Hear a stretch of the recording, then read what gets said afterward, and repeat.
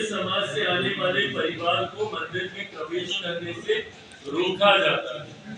कई ऐसे उदाहरण हम लोग के सामने है जहां पर संपन्न लोग भी जो कहीं ना कहीं समाज में एक अच्छी पहचान बना चुके हैं, वो लोग भी जो दलित समाज से आते हैं, जब मंदिर में जाते हैं तो मंदिर धुलवाया जाता है।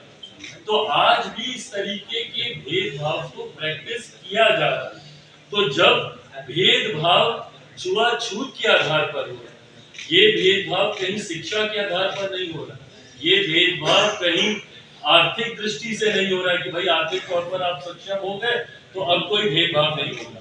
जैसा मैंने अपने उदाहरण में बताया कि कई ऐसे बड़े नाम भी हैं, मैं नाम नहीं ले रहा, आप सब उन नामों को भी जानते हैं। कई ऐसे बड़े नाम भी हैं जो अगर किसी मंदिर में चले जाते हैं तो उसके बाद उस मंदिर को गंगा जल से धोया जाता है। तो ऐसे उदाहरण आज की तारीख में भी देखने को मिलते हैं।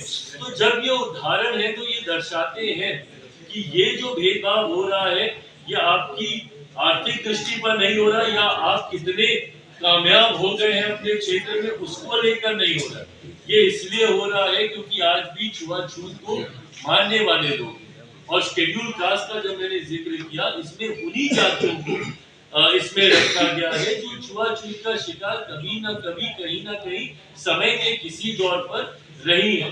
तो जब आधार आपका छुआछूत है तो ऐसे में क्रीमी लेयर का प्रावधान या रिजर्वेशन विद इन रिजर्वेशन का प्रावधान हो ही नहीं सकता है। इसीलिए मैं और मेरी पार्टी लोक जनशक्ति पार्टी इससे असहमति रखती है, और इसीलिए हम लोगों ने पुनर्विचार याचिका सुप्रीम कोर्ट में हम लोग आने वाले दिनों में हम लोग दाखिल करने क्या अध्यादेश का